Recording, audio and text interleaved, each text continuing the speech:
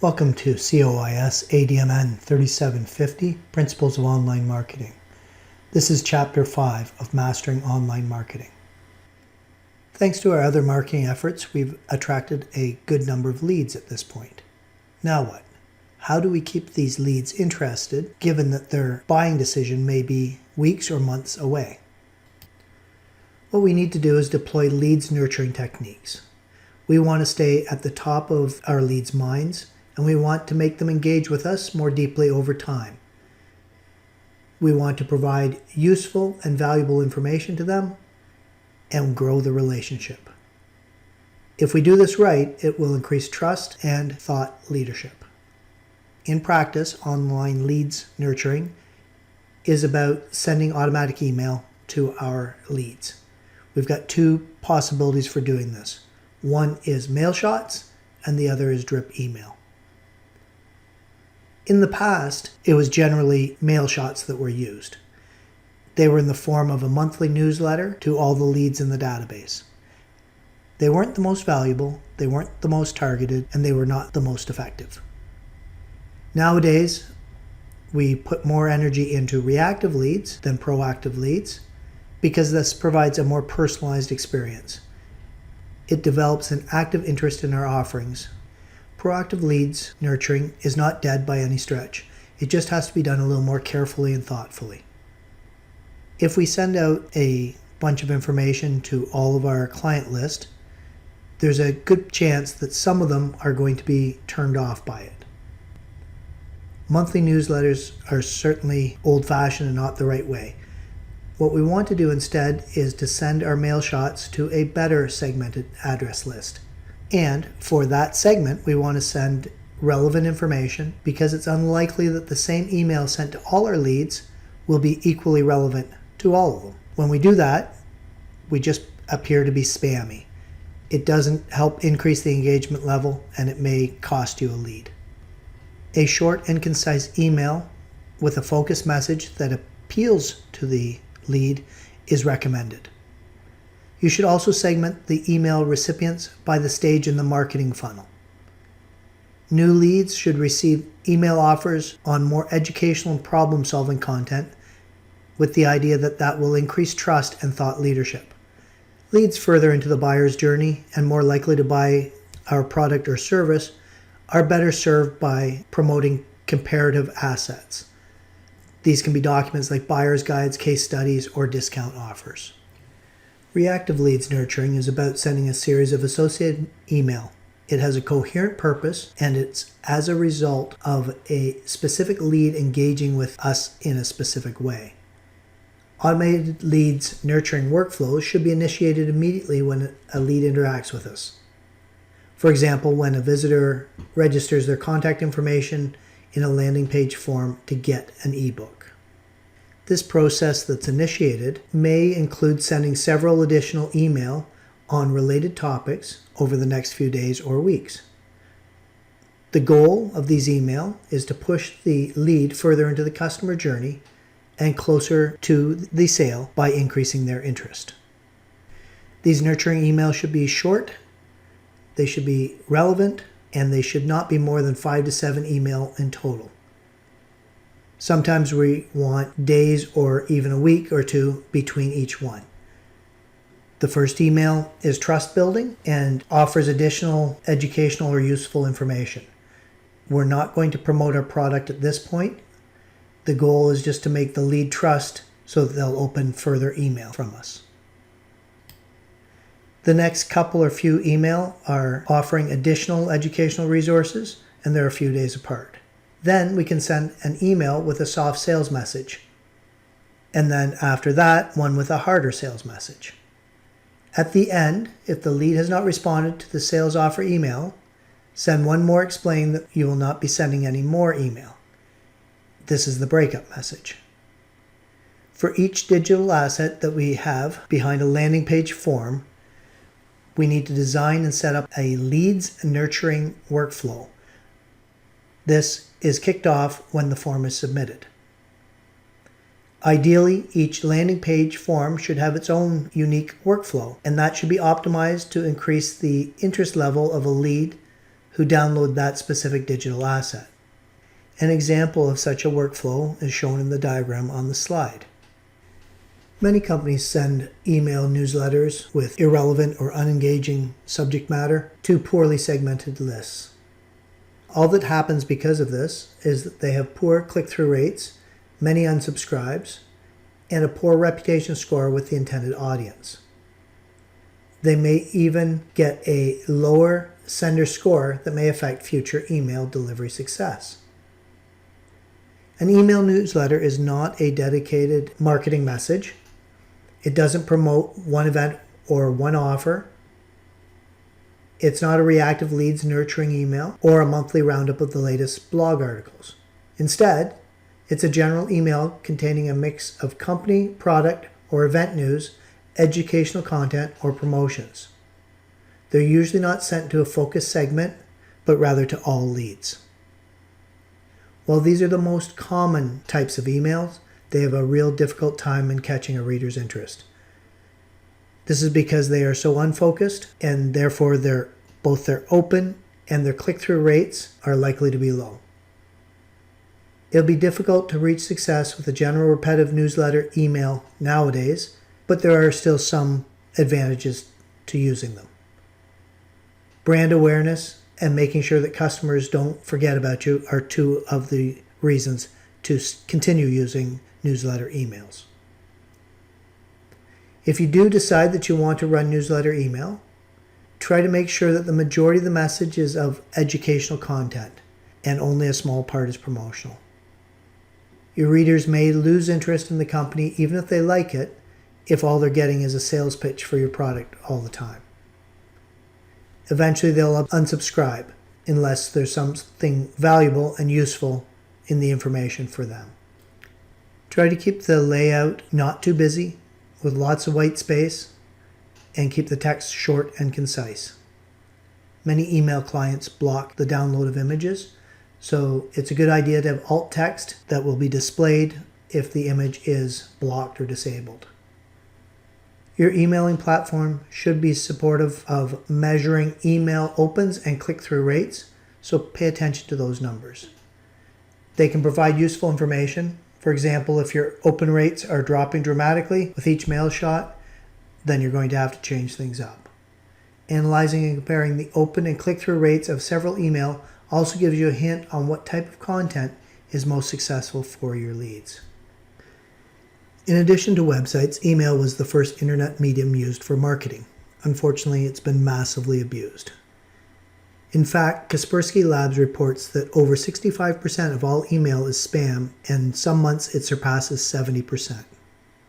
So to be successful, we have to ensure that we're known to be a trustworthy sender. Our emails must be engaging and relevant to the readers. And even if recipients don't spam flag your email or unsubscribe from your mailing list, they may have mentally unsubscribed and delete your email without reading them. We're going to consider a variety of factors: legal issues, opt-in strategies, deliverability, spam filters, open rates, click-through rates, spam flagging and unregister rates, and mailing solutions. We have to consider legal issues with respect to email marketing and spam. Canada has the Canadian anti-spam law, and that has to be considered. Opt-in strategies. There are several different strategies for collecting email addresses. It should be obvious that we shouldn't buy an address list or gather email addresses using questionable methodologies. We only want to collect email addresses of people who are voluntarily giving them to us, and we will never send email to people who do not expect us to do so. This is what makes spammers. Once we've captured an email address in a registration form, we can use several different opt-in strategies. Single opt-in with a welcome email, double opt-in. Single opt-in means that we capture the email address and we store it to be used at a later time. The advantage of single opt-in is we get more email addresses. The disadvantage, of course, is we have no way of verifying that the email address that was entered into our form is accurate. This could cause us to send email to people that are going to be unhappy to receive them because they didn't sign up, or they could be going to spam traps. Single opt-in with a welcome mail works the same, except that we automatically send a welcome letter. We set the expectation for what types of email the reader can expect in the future, and at least the advantage here is that the welcome email can include call to action buttons promoting offers, which can increase engagement. Double opt-in, the email is sent to the recipient when they submit the form. The email requests the sender to confirm that he or she wants to register to the mailing list by clicking a link in the email. That way we are vetting the email addresses that we get and that we know that they are legitimate. The downside to it is that some people may not click the link and we lose that interested subscriber because they did not take the extra step to verify the email. The author considers what to do with email addresses that we collect in real life, say at a convention or something like that, or because we've collected a business card upon meeting someone. His advice is to reach out from your personal email and include access to a registration form in case they're interested, and not to just include them in your email addresses. Deliverability and spam filters. Sending email to a purchase list makes you a spammer. It will also reduce your brand's goodwill. It'll reduce your brand's trustworthiness, and receivers are more likely to spam flag your email. Your company will get a lower spam reputation on the internet, which actually hurts email deliverability even for legitimate email. In short, you irritate people and you hurt your delivery rate for email even if people have opted into it. It may also cross the lines of legality. The right way to do things is to entice website and blog visitors enough to make them opt in, thanks to the helpful content and the thought leadership that you offer them. That way you will grow your email list with people who want to hear from you. Unfortunately, email addresses deteriorate over time, and it's normal to expect that 20% or more of the email addresses become worthless each year. Recipients unregister, they leave the company they work for, or a company can go out of business. So every time when you send out a mail shot, many of the email addresses may not work. When the email can't be delivered, you get a bounce. A hard bounce is when the email address doesn't work due to a more permanent reason. For instance, someone's moved away from their company. A soft bounce is when email can't be delivered at this time. Usually it's a temporary problem, such as the email box, the inbox being full for the recipient, and usually the soft bounce is reversible over time. If you have a high quality email list, how do you get your email delivered rather than ending up in spam filters? Well, the first thing you do is every time you get a hard bounce is you remove that subscriber from the email list. Resending to non-existent email addresses is not good practice and can contribute to a bad spam reputation. Spam traps are email addresses specifically designed to detect spam. That email address was never promoted or used, but may still receive an email, therefore flagging that the sender is a spammer. Mail servers are rated with a sender score, which is the spam reputation of the email server. The sender score is calculated for each outgoing email server's IP address, and it ranges from 0, which is bad, to 100, which is good. A score over 90 is good. Between 50 and 85, it's not as good as it should be. And if it's under 50, there's a real problem. Scores are calculated using data from millions of mailboxes, and a company called Return Path manages that score. Your sender score is dynamic and changes over time, and it depends on how your recipients spam flag your mail shots and other reasons. At the extreme end of things, your email server can be blacklisted. This is why it's so important to have only people that have opted in on your email list. Otherwise, you're taking a big risk and having a large part of your email blocked by spam filters. Once you've successfully avoided spam filters and got your email delivered to its intended recipient, the next metric to consider is open rates. Having your email not opened indicates that the recipients may be unengaged or feel that you provide no value to them. So even if they haven't unsubscribed, they've effectively done the same thing. They're just trashing your email without opening it and reading it. The most important things in improving your open rates are the three things that are typically shown in the email client before an email is opened: the sender name, the subject line, and the message preview. You want your sender name to be recognized and related to your company. You'd like your subject line to be personal, and you want to avoid spam filters, so things in the subject line like $, or buy, free, save, earn, credit, cheap. If you Google spam triggers, you'll see a much longer list. So now we've navigated through spam filters. We've got the recipient interested in opening the email. Now we have to consider click-through rates. Click-through rates can improve if the email is personalized. If you include the name in the subject line and once in the email body, that should be sufficient. You don't want to overdo it. It can become very creepy. Email copy should be short and concise. It should have some white space in it. It shouldn't look like a book or a block of text. It should have at least one relevant photo or image. From a marketing point of view, the most important thing in your marketing emails is the CTA, the call to action. The email should have one main CTA promoting the most important offer. It has to be prominent and obvious and located above the fold such that it is visible without scrolling down. It needs to stand out graphically and it should have an actionable language like download now, register now, get your ebook today. It is also a good idea to have multiple CTAs in the email, all driving traffic to the same landing page. The main purpose of a marketing email is to make the reader engage and take the next step in the customer journey so that he or she is moving towards the final goal, which is buying our product. Therefore, a marketing email should always contain an offer of some sort that entices the reader to engage further.